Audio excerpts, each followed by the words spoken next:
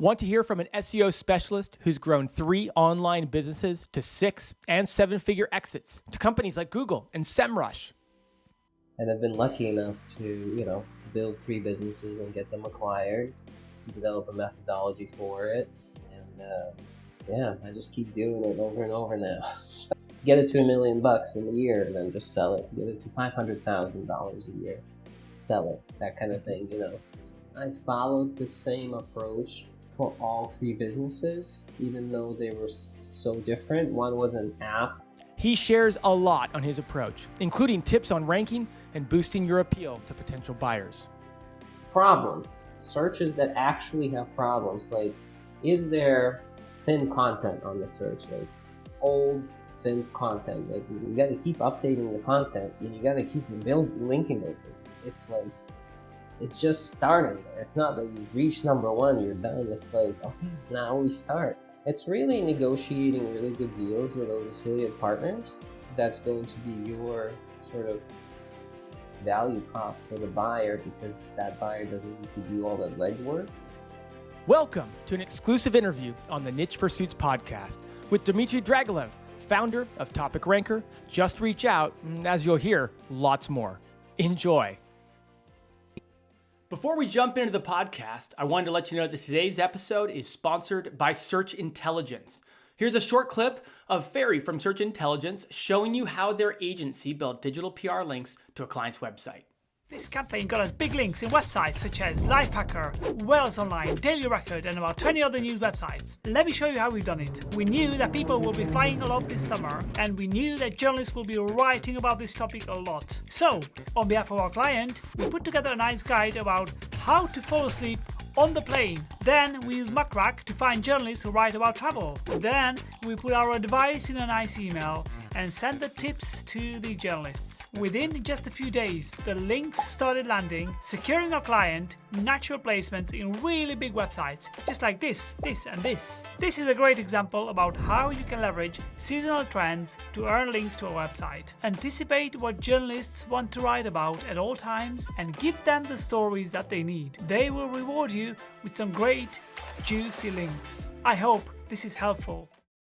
If you want similar link building PR campaigns for your website, head to search-intelligence.co.uk and get in touch with them now.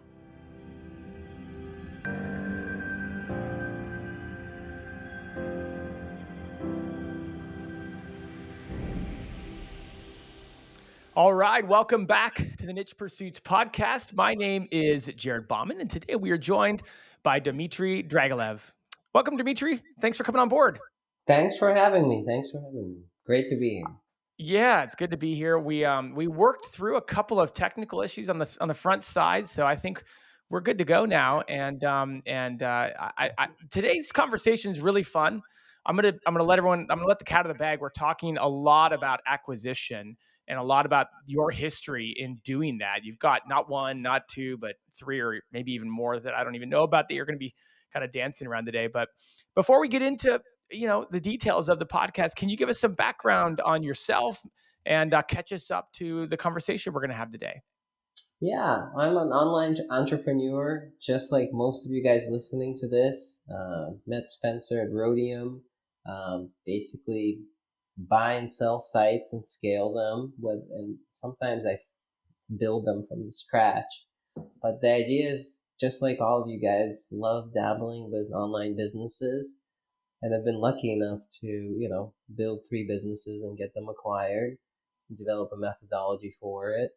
And, I just keep doing it over and over now. So I think I was going to say, once you have a good process, why change it? But I think that's actually a lot of what maybe we'll talk about today.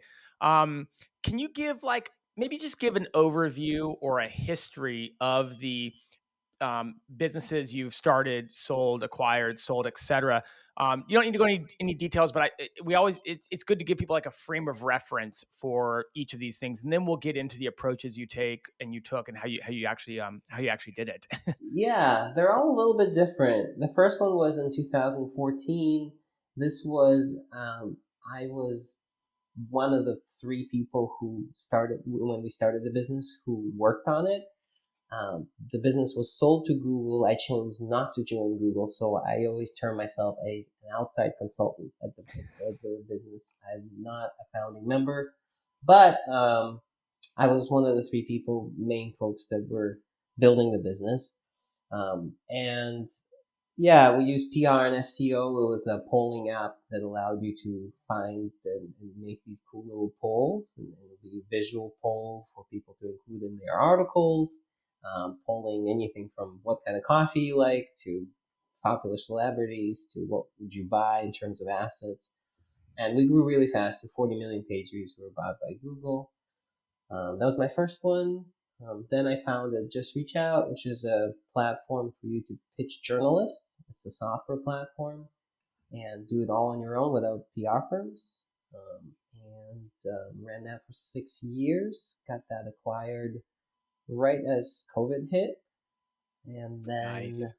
after that, founded a blog because I was hanging out with so many Spencer's friends, a Rhodium crew who were buying and selling affiliate sites. I bought a domain and scaled that in about 3 years, 2 years, and sold that to SEMrush.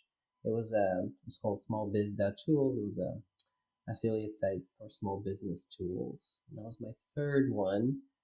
And now I'm working on a company that is not yet acquired, but I'm already toying with some ways of getting that acquired. But it's only been a year, so. But yeah, those are like quick little overviews. Well, I mean, obviously, track record of building, growing, selling, building, growing, selling. Did you start all of those from scratch? Did at any point have you acquired one of those projects and then built it and grew it, or were they all from the ground up that you began them? Small Biz Tools was an existing website. It did not get much traffic. The design was really bad, of course, but it was an affiliate site when I bought it. That was the only one out of the three. The others from scratch. Yeah. Yeah. Well, I mean, obviously, you have an approach that works. I guess I'd be curious from the outset before we dive into some of these details. Like, is this something where you're following a very well-defined process, obviously adapting it specifically to the business use case? Or is it a little bit more, I happen to have sold three companies, but I've done it three different ways? Um, I think to grow it, I followed the same approach for all three businesses, even though they were so different. One was an app which had a web presence. Another one was a software platform, which is mainly used on the web. And the other one was an affiliate blog site. All three I grew through SEO, through organic search, and through my methodology of keyword research and backlinks. Just then I built a whole team of people who kind of are contractors and people who work with me to build links and to do keyword research and to grow. I also, when I started the businesses, had ideas of who I might sell to when the time comes. So I was very diligent and I knew kind of what the exit plan is with each business idea. So I didn't know exactly how it will play out. I didn't know what the conditions would be, of course, but I was planning for it. It was like a 5 year stint, a 3 year stint, there's, some people just want to grow a business for a really long time and be there for 10 and 15 and 20 years and make it huge. I get more of a kick and pleasure and excitement when I'm just getting it going, getting it to one level, like say 10,000 or whatever, 5,000 customers, and then just let sell it. Get it to $1 million in a year, and then just sell it. Get it to $500,000 a year, sell it. That kind of Mhm. thing, versus like let's go for this for the sky. Let me ask you because a lot of people listening, and you even represent it yourself. Like a lot of people, when they think of selling something, they're going to think of selling their website, and maybe it's a content website, maybe it's an affiliate website, maybe it's a site in that vein, right? You seem to have more of what I would call tools. And correct me if I'm wrong there, but you have a polling software, you have a reaching out like a journalist type of agency, and then you had a smallbiz.tools, which I can only assume is tools or a tool type of site. Like, I mean, is there much different from growing those compared to more of a standard content site? And the reason I feel like I can ask you that is because you are around those types of people. Yes. So the last one was actually a blog. Okay. Smallbiz.tools was completely an affiliate blog site. We didn't have any actual tools in there. All we did is we just review business tools. So that one was just a blog site. The first two, yeah, they were apps. And so the process to grow them was a little bit different, but I'd say SEO traffic was the same. It was just content, links, and that type of activity, keyword research. Well, let's get into it. Let's talk about how you grew these, because that makes it even more interesting. Like, you've grown software, you've grown blog, you keep growing these things and you keep selling these things. And those topics are extremely interesting to people, especially as you go into a new year here. I mean, from a high level, can you share some of the different strategies that you're using in your SEO approach? Yes. I actually brought a little cheat sheet to show, just so you're not, people who are viewing this are not just looking at my head, but an actual quick little worksheet. And so in the worksheet, when I think of ranking on Google, right, the first thing I think about when I think keyword research is,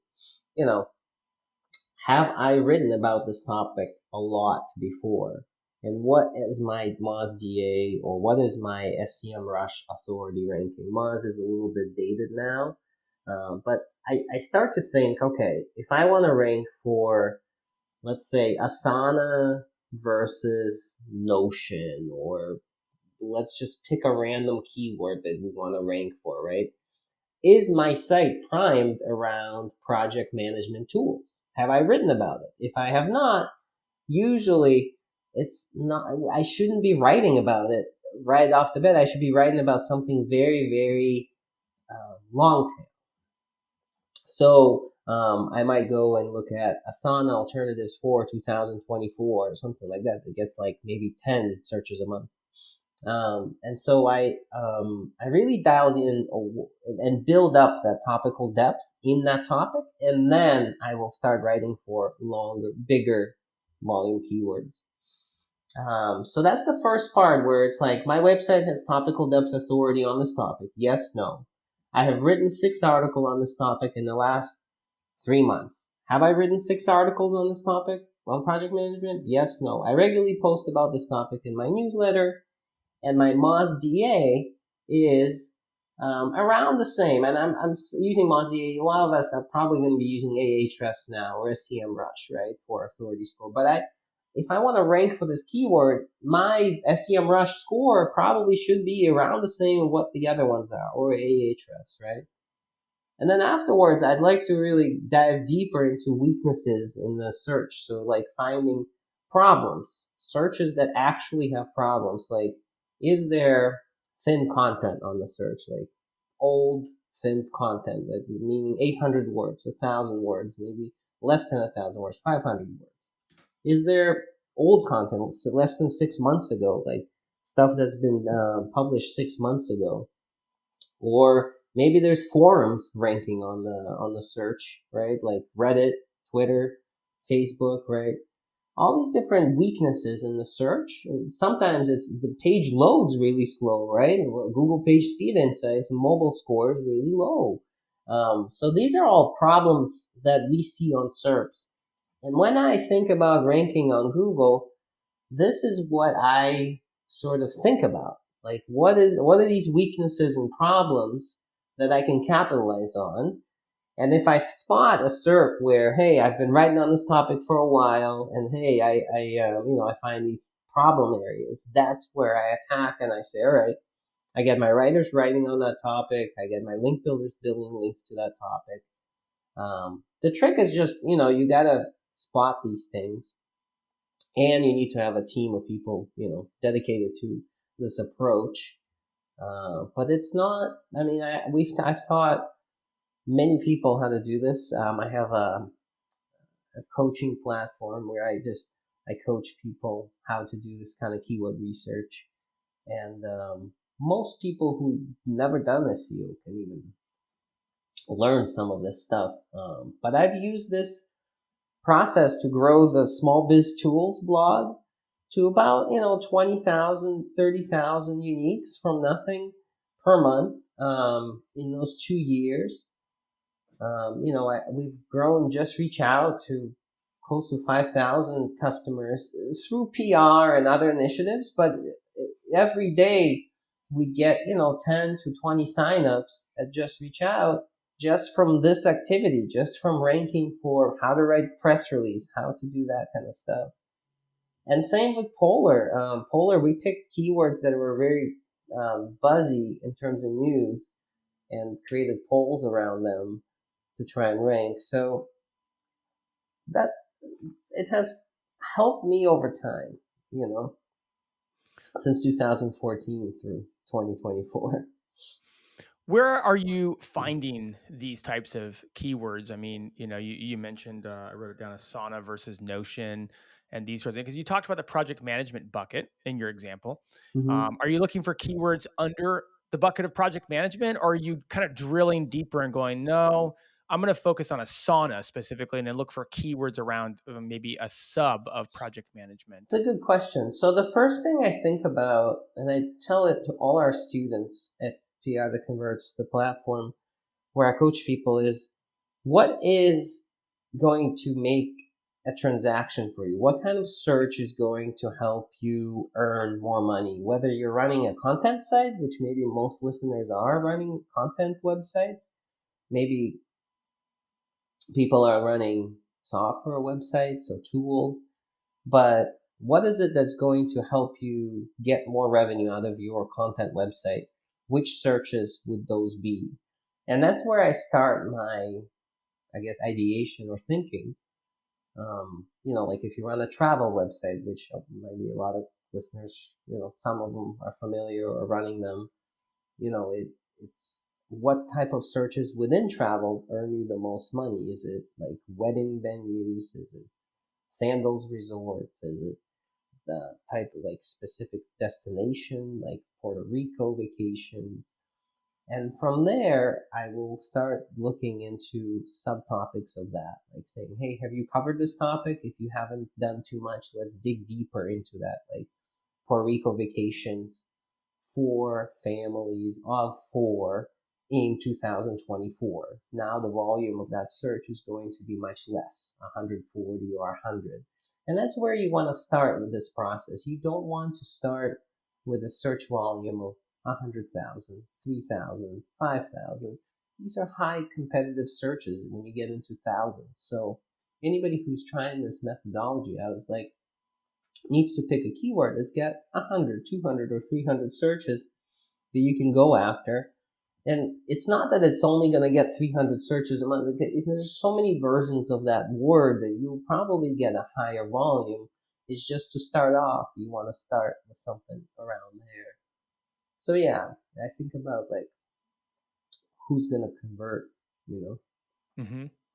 We're maybe flipping the script there a bit. What are the biggest mistakes that you see people making when it comes to keyword research, or maybe that you've made along the way, in terms of whether it's a certain tactic or whether it's something that looked really good on paper but didn't play out in terms of its ranking, or I mean, even maybe something that a keyword research tactic that led to a lot of traffic but never really ended up converting for you? Yeah, I've done my fair bit. A lot of times I actually have picked the wrong keyword where I got the volume, but I didn't get the conversion. So a great example is my blog, my personal site, criminallyprolific.com. That's my SEO consulting work. And so in 2013 and 14 and 15, I was trying to build traffic to the site. I was about to launch or start thinking about my PR software, and I decided that writing about cold emails is going to be the best in terms of opportunity, because not a lot of people were writing about cold emails, but they were sending a lot of them. It was still sort of growth hacking days. People were talking a lot about growth hacking 2014. There was a growth hacking academy. Sean was running it. So I wrote a lot of these articles, like a ton. I ranked number one for the word cold email. I ranked all sorts of topics around templates and when to send it, open rates, and it was great. It was great traffic. The problem was that most people that were sending cold emails, they were doing that for sales purposes, to sell something to someone else. It was not for PR activity. Like PR activity, yes, people do send cold emails for PR activity, but the majority of people, when they look up cold email, they're looking it up to sell something to someone else, not to send a PR email. If they're sending a PR email, they're going to look up the best pitch template for whatever. Not knowing that, I invested lots of effort and time, because I thought this makes sense. This makes 100% sense. Like, we had a meeting with our team, but being the founder, people just gravitate to what you think. People don't challenge you as much. And I wish somebody said something strong, like contradicted me stronger back then. People did tell me, like, hey, cold email could mean a lot of things. I was like, no, I want to be number one. And so anyway, that was just one. A lot of times also, you just underestimate when you do rank for it or start ranking that you're all set. It's like the game is just beginning, because like there's somebody's going to outdo you in 6 months. If it's a competitive term, so you got to keep your game on. You got to keep updating the content, and you got to keep linking building. It's like, it's just starting there. It's not that you've reached number one, you're done. It's like, okay, now we start. Like, and you have to keep updating the stuff. I've lost so many positions, just by being like, all right, number one, I'm gonna go next keyword. I'm gonna go the next keyword. And then the third mistake I've always made is eyes on the prize. Like, everybody wants to go after the toughest keyword, the biggest volume. Nobody wants to be doing like 10 a month, 50 a month volume keywords and busting their butt trying to get ranking for that. Everybody wants to be trying to rank for 10,000 a month search keyword. The problem is that it takes a really long time, and you get upset, and you fire people, and you get down on yourself, and it becomes this whole thing, this like emotional, weird, psychological thing. And I always now say is like, listen, pick 2 really easy ones. I don't care if it's like 0 a month. If it's like relevant to you, pick them. And then pick like a hard one as well. And a lot of times, like, people look at it and it says 0 a month, and we're like, well, what would it be in 5 months or 6 months? Maybe people are just not searching for it now, but maybe people will in the future. It's like building a business, So a lot of times, I think of search volumes as, something that you're betting against for the future, You talked about how important competition is, whether it's DA, DR, SEMrush metrics, Majestic metrics, whatever you're using to evaluate how strong your other domains that you're competing against are. How do people get around that? Like, to some degree, everyone's going to run into a problem where they find a keyword that feels topically relevant to their site, but then they look, and the competition is that domains with a much higher ranking are ranking higher than them, right? What do you recommend doing in that situation, especially for people, with a brand new blog? Like, to your point, you started smallbiz.tools in 2020, I think you said. It didn't have much strength up against its competitors. How do you go about that? How did you handle that? Yeah, good question. I mean, very typical. That's why on the spreadsheet, on the worksheet here, I said, is my domain ranking close to the first page of Google results? So that's like one of my qualifiers when I start working on this stuff, is like, how close am I, right? If I'm 40 and everything there is 80 plus, I'm going to forget about it for a while. Like, I'm just going to forget about this keyword and go find something else where I'm seeing 50s on there. I'm seeing 30s and I'm 40, right? Because I want to be in good company. It means like, but the other thing that I look at, and you brought up topical depth, is who is ranking up there? Do these domains have topical depth in this topic? So if I'm writing about best mattresses, and one of my students has a site all about reviewing mattresses, and I say best mattress for 2024, and I have Market Watch and Barron's ranking number 1 and number 2, and then I have a bunch of other CNBC and whatnot trying to rank really high. I know that these sites are not mattress websites, right? These are just really high domain authority sites that have recently covered this topic. And I know that with time, they might not be on it in terms of updating those posts, right? And I know that my domain, which is 40 and is mattress discount, like all about mattresses, is going to dominate these articles at some point. So maybe as a long-term goal, I will take them on, because I don't think, and I'm not betting, that MarketWatch is going to switch to a mattress website. MarketWatch is a financial website, right? They just happen to want some affiliate revenue, and they just happen to cover something, and their domain authority is high, but they're not an expert in it.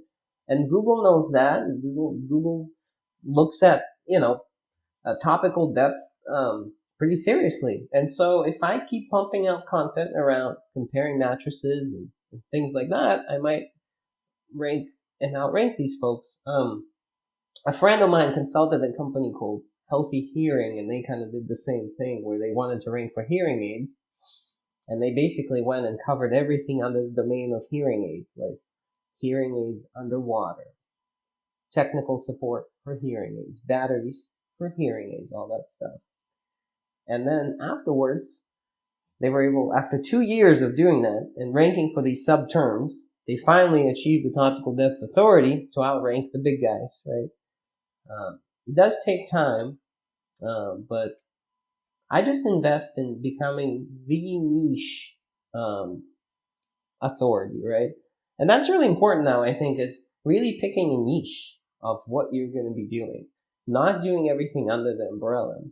One of the reasons I sold small business tools is because it was a little bit too broad. I was covering marketing and project management and sales tools, right? And I think niche is something that's going to be more valued in the future, in the near term.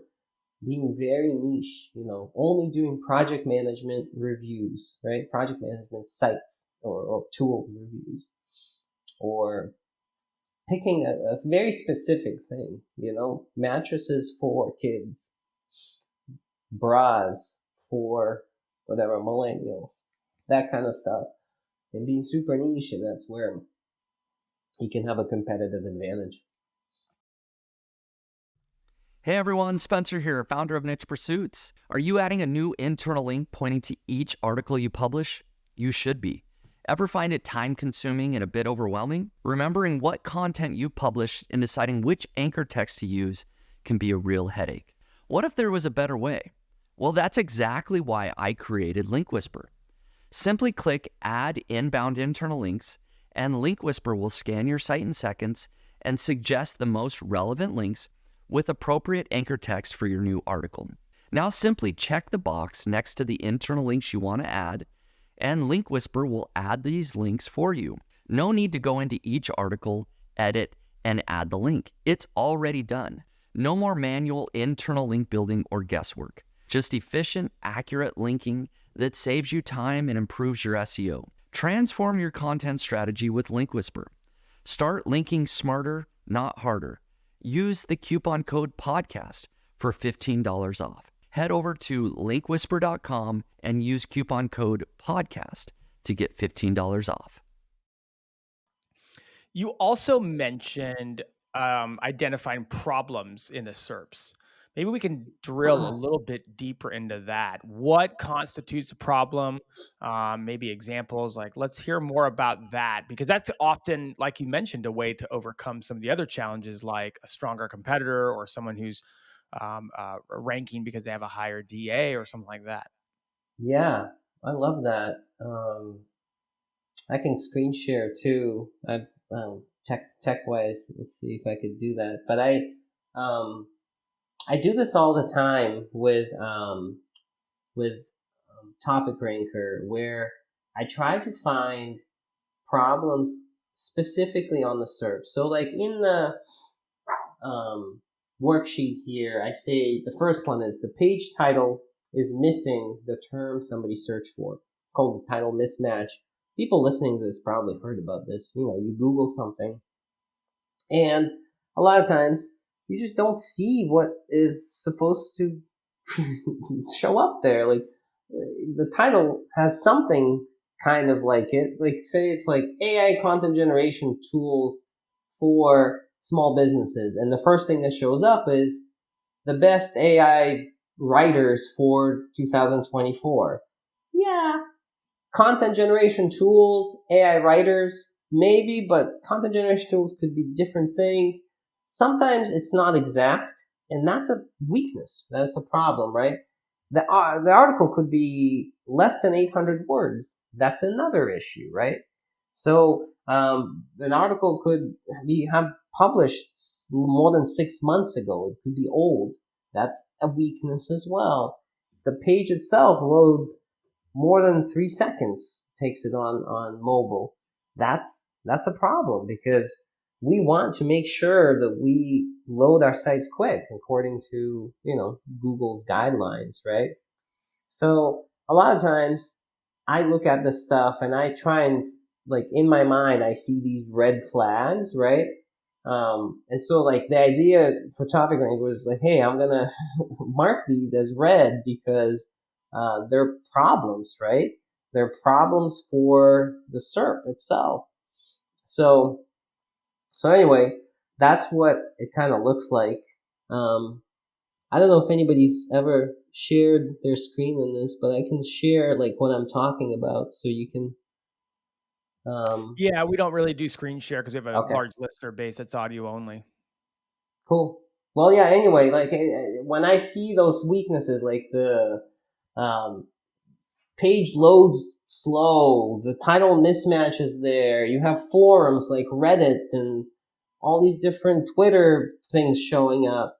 The other thing is like the page reading level should be ninth grade or low. Like most people are reading at 8th grade level in US. We all know this. So like grading the reading level of the page is really important. So if you have like 10 results and 7 of them have ninth or above reading level, ninth grade or above, you have something you can work on. You can create something that is basically simpler to read, or dumbed down version. What do you think is like, because that's a lot of work, is to not only have to evaluate keywords on an individual level, evaluate them up against competitors and make sure that it fits within something that you can compete with, but then also go to the SERPs and evaluate each of the SERPs for gaps. Like, how many of the keywords that maybe you initially find are you ended up writing about? Like, what kind of elimination ratio do you end up with, whether it's from a competitive standpoint, whether it's from, hey, all the results in the SERPs actually look really good, so it's going to be really hard to compete with this. I'm just trying to get my mind around how many keywords you need to kind of go out and find, going all the way back to that process, because of what ends up, because of all the work you have to do to make sure and validate it. Well, that's the problem. Is like most people don't do this, and I keep preaching and teaching people to do this, right? And when they do this, it works, but it's a lot of work, right? So like if we fire up any long tail tool out there for keywords, it'll suggest lots of keywords. It'll also give us the competition metrics and the volume. It won't give us the weaknesses and the problems. Mm-hmm. So we need to delve into them and see. So like I'd say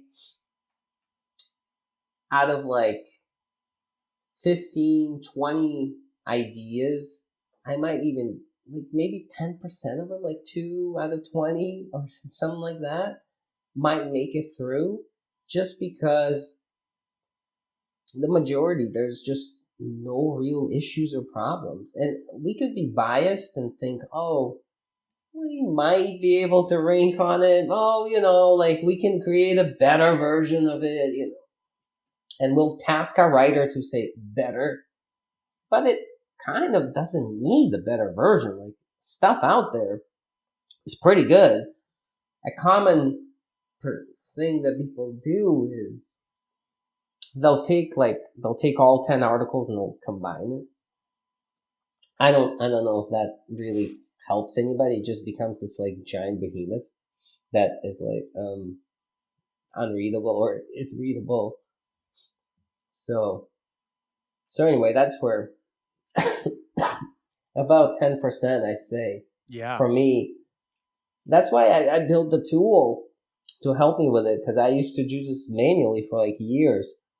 And I finally was like, all right, after the third acquisition, I'm going to build this tool to help me just find the ones that have weaknesses and get rid of all the others. I don't care. I don't want to jump out of this conversation, but at the same time, I want to make sure we hear about your sale of your most recent business to SEMrush. I think we could probably pick any of the three businesses that you sold, but I mean, certainly everyone listening is going to have heard of SEMrush, and I think that's a really cool story to at least hear about. Can you talk about kind of how that acquisition process looked like, and just how it came about? Yeah. So I was building small business tools. I'm good friends with SEMrush, like C-level, like Oleg and Eugene. We when they moved to Boston, it's not too far from me here. We ended up having dinner and just kind of kept in touch. Eugene lives in New Hampshire. I live in New Hampshire. And when I was building the site, they mentioned, because I was thinking about starting Topic Ranker, and I was going to kind of think about partnering with them because they have an app center, and we were going to build an app for their app center. And that was sort of like the genesis idea behind it. And he said, well, since you're thinking about partnering up with about the app center, we also are buying blogs. And this was like before Backlinko got acquired.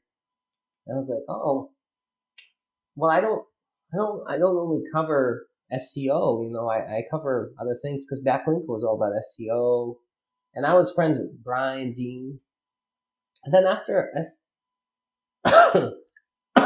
after they bought Backlinko, I thought, oh, maybe I should like talk to them a little bit more seriously about it. And they said, the site, it can be MarTech, any kind of like small business topic that is relevant to our audience. And that's when we started talking more about, working together, basically. At that point, I was already working with them on the Topic Ranker side pretty closely. So I knew the team. And because we had launched the app in their app center, we were working with their promotions team to promote the app. And what that means is they'll put banners and all sorts of promotions inside SEMrush for paid users to use your app. They'll also update their blog posts and things like that. And I had written for their blog before. So anyway, based on a lot of recommendations that are like, you should really talk with, they had bought another property, and the guy who was leading that now became the point guy who was leading all digital acquisitions.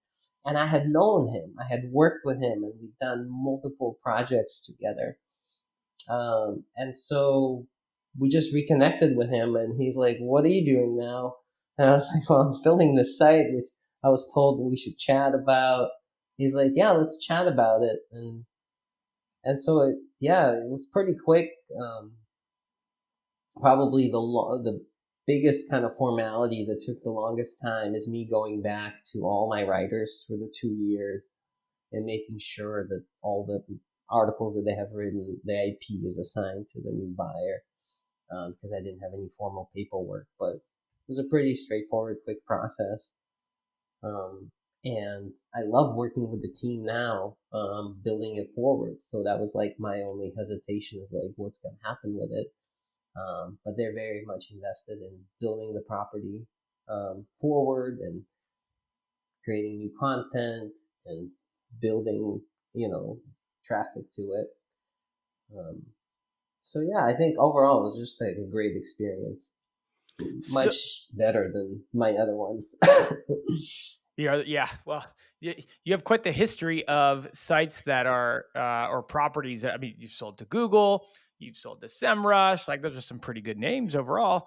I mean, so much of it seems to come back to who you knew. Was that a purposeful strategy? Like, you just, as you're telling that story, it was kind of like, well, I knew this person, and then I got introduced to this person, and then I followed up with that person, and I continued talking to that person. I mean, how, I don't know how much of that is something that is a focus for you, and is it something that pretty much helped move this along?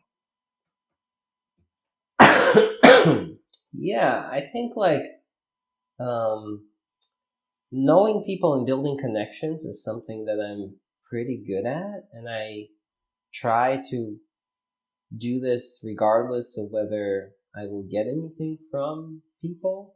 I just help them or do stuff with them because I think they're doing awesome. Like the guy at SEMrush, when we were working together, I had no idea that he's going to work with him, that his project was going to get acquired, that he's going to join full time, that he's going to head up digital acquisitions. No, none of that. I just liked him, and we did this PR boot camp thing together with him, and he kind of moved fast, just like me. I like his working style, and I was like, hey, let's just do a few projects together, just do stuff. We had similar interests. He also had a bunch of projects going on, and I did as well. And just helped each other out. And later it helped out. I'd say it was always like just knowing the person would just reach out. I didn't know the buyer very well, but I got to know him through the acquisition process. I would have done it differently. I think I learned a lot from that process. And with Google, I kind of like walked away from it, which was kind of, people thought that I was doing completely the wrong thing. So we've grown this company together, and then the founders were like, hey, you should join full time, get stock, and like, we're gonna be acquired. And I was like, oh, I don't know, like, acquired by a big company, you have to like work for somebody, I don't know. And they were like, it's gonna be a great payout, it's Google, like, you're gonna go. I'm like, no. And then my wife was like, we were talking, we're like, well, we're about to have kids, like, got no money, like, just walk away from this thing? And they're like, what are you gonna do? I'm like, well, I'm gonna start this thing called Just Reach Out. It's gonna be like the software thing. We have to dip into our savings, which we don't really have, but we'll figure it out. And like, it was just like a crazy, insane move where it's like, but it worked out well. I think the founders ended up helping me out. Like, I remember them covering some of the options or something. Like, I got some money from the founders, and that was really nice. And to this day, we're still great friends, and he's helped me so much in my business career, like building these other businesses and getting them sold by myself. That had it not worked out that way, maybe it wouldn't have worked out the same, but I basically helped them so much to get to a point to get acquired that they were like, all right, we'll help you, and they've helped me over the years.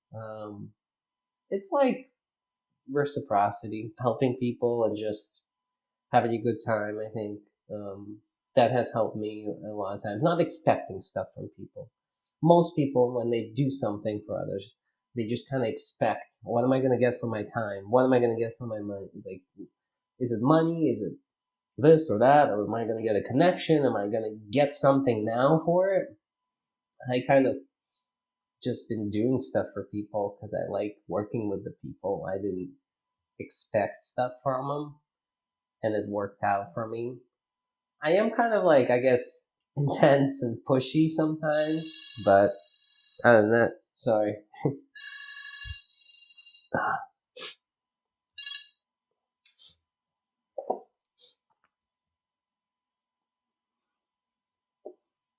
Do you want to finish that thought? No, I think intense and pushy a little bit, but that's about it in terms of like getting stuff done, you know. So if there's interest on the other side, I'll push and to get it closed. I'm not like one of those like, oh. There is a funny story with Gary Vaynerchuk, which I can talk about later or whenever you want about Go ahead. acquisitions. Of course. Let's hear it. So there's a video on my site, and part of that video is me meeting Gary at his office. Gary Vaynerchuk wanted to buy Just Reach Out for a split second, like a split second. And you know how ADD and crazy he is. I was This going to was say, it sounds 2000. like everything about him is about a split second. It is. So he called me and my co-founder up to his office. My co-founder flew in or drove in, whatever. He wasn't even in New York. My co-founder was in Boston. I lived in New York. We went to the office. They filmed us because we were like part of the Gary Vee show or something. Us coming into the office and hanging out with him. And he put his like team on Just Reach Out. He's like, use this thing. We're going to acquire it. It's going to be awesome. And I was like, well, okay. And I was like some kind of coach or advisor. I had so many of these coaches, but one of these advisors told me like, hey, you should like play hard to get a little bit. Like you shouldn't be like pushy and communicative like you are. Cause I'm like, hey, you want to do this? Let's do this now. Like I'll text, I'll email. I'm like ready to do stuff right away. He's like, you should like give it space, you know, make him come back to you. And I was like, oh, this is going to be really hard. He's like, trust me, it's going to work out. He really wants it. Lo and behold, he like forgot about it. Like totally forgot about it. I followed up like a month later, like 3 weeks later. And I have this email from him and still he's like, sorry, DD, you know, I'm just going to say that I wanted to do it then, but now I'm on to this new project, Vayner Sports or something, and, you know, wish we would have connected back then, but keep up the good work. I was like, oh, man, what am I doing? But anyway, I got to meet him. He's like a cool dude and just like very humble and not like he is publicly.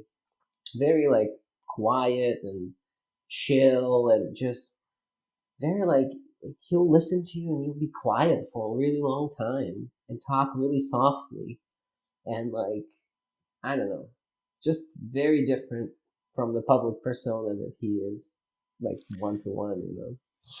Well, I guess you probably won't make that mistake again. At least not if somebody like him comes around, I guess. But yeah, that's a tough lesson Yeah, to I learn. think it's you I just probably go would have done the for same way as you. it. Just go for it. Like if you want it, why even like why wait and do these games? I don't know. I think you should just like be honest and be like, let's do it, you know. Just want to make sure it's a good fit, you know. With the businesses that you've sold, I mean, you're a coach, you have students, you know, you're involved with a lot of people, and you see a lot of businesses and websites. Like, what are some of the biggest mistakes people make when they are building their business or their website that end up hurting them in terms of sales? Whether it makes it so it's not as easy for someone to buy it, not as attractive for someone to buy it, or maybe it decreases the amount of money they can make on it significantly. Like, what are some of the big mistakes you see? Yeah. So like the first thing that I learned when trying to sell a business, you need to have like 12 months or 24 months worth of revenue runway, right? Like anybody who's gonna be buying anything, they're going to want to see a history of revenue, like how much money you've made and profit for the business. And I used to kind of willy-nilly it. I'd be like, well, you know, like Stripe reported this, so I'm just going to put Stripe numbers across the last 12 months. That doesn't really help. Like, you need like really good proper accounting. Like, you have Stripe, what are your expenses? How much do you spend and what's your operating income? So that you know there's a history and traction, right? If you're going to purchase something. So that was number one that I just, in terms of tracking, right? But in terms of like sales and impact on sales overall, obviously growth, people want to see growth, but for me, I think it's the lifetime value and the churn rate that have been the biggest drivers in terms of multiple of what I could ask. I was in the app space, software space, with affiliate sites for basic affiliate blogs that people are listening, they're owning, trying to grow. It's really negotiating really good deals with those affiliate partners. That's going to be your sort of value prop for the buyer, because that buyer doesn't need to do all that legwork. So over the years, what I would do is negotiate really competitive terms and see how they work in terms of revenue for your blog. I would put most of my effort into that. And of course, have your 12 months and 24 months of runway with your revenue numbers for your affiliate site for the blog. But those terms, like get really crazy terms with these partners that are paying you for, $20 CPC, or paying you $100 every time somebody signs up on their site.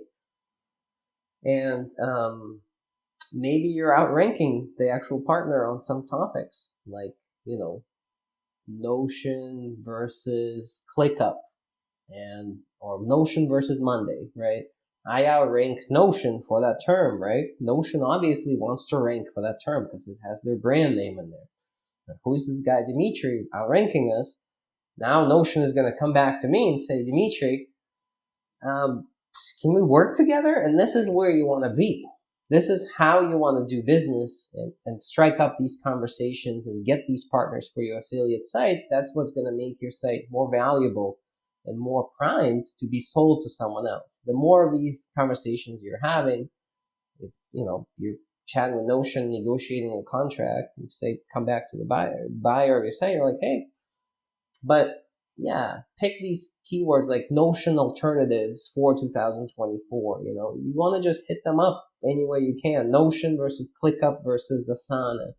Start thinking these like branded terms where you can outrank them because you're quicker, you're better, you're faster at it, right? Because once they pick that term, it's harder, right, to get in front of them. And you can sign up for their affiliate site, and the portal, and get the basic payouts that they do, 10%, whatever, like 50%, whatever it is. But you want to outbid them at some point on Google Organic or even on Google Ads to make sure that they understand and see you as a potential partner that's going to be, premium partner. And that'll help you value your business a little more. If you're in the blog space, right? With software, it's like a different approach. It's more about like lifetime value of your user, your churn rate. Those metrics help you value your business more. I feel like I could ask you several more questions along that line, but we're coming to an end here. Hey, where can people learn more about what you're doing right now? I mean, you did mention that obviously after selling smallbusiness.tools, you are working on something new, topicranker.com. But where can people learn more about that and about what you're doing? Yeah. So my site is topicranker.com. That's my latest project, topicranker.com. And then my personal site is criminallyprolific.com. That's where people can check out my story. It still has all those old cold email articles that they can see and be like, oh, those were the mistakes that Dmitry made. So you can kind of laugh as you look through the blog, because I still haven't updated.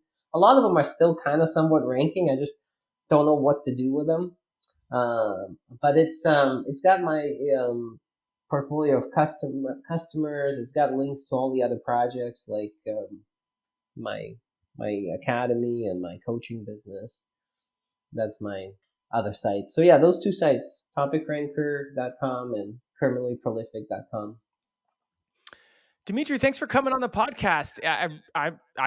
What a fascinating story you have. You clearly have a track record, and I hope everybody listened up because you've done this over and over and over and over again. I'm sure the next time we talk, you'll have found the same solution for topicranker.com, but maybe we'll wait till we'll wait to see. But I have confidence that that's the direction it's going, given your history. So thank you. Yeah, we're already ranking for long tail pro alternatives. Actually, I was just talking to Spencer, and I was like, "Hey, man, we're on the first page for it." That's awesome. But we're doing our own thing, the same thing, keyword research and all that. Yeah, thanks for having me. It's always a pleasure. All right. Well, thank you, Dmitry. We'll talk again soon. All right. Talk soon. Thanks for joining us today on the podcast. Just a final reminder that it was brought to you by Search Intelligence. And if you're looking for link building PR campaigns for your website, just head over to search-intelligence.co.uk and get in touch with them today. Cheers. Hey everyone, thank you so much for listening to the Niche Pursuits podcast. I just wanted to remind you that if you are ready to start building smarter, faster, and easier internal links, you should check out Link Whisper. You can get $15 off Link Whisper when you use the coupon code PODCAST at checkout. Head over to linkwhisper.com and use the code PODCAST in order to save $15. Thanks again for listening.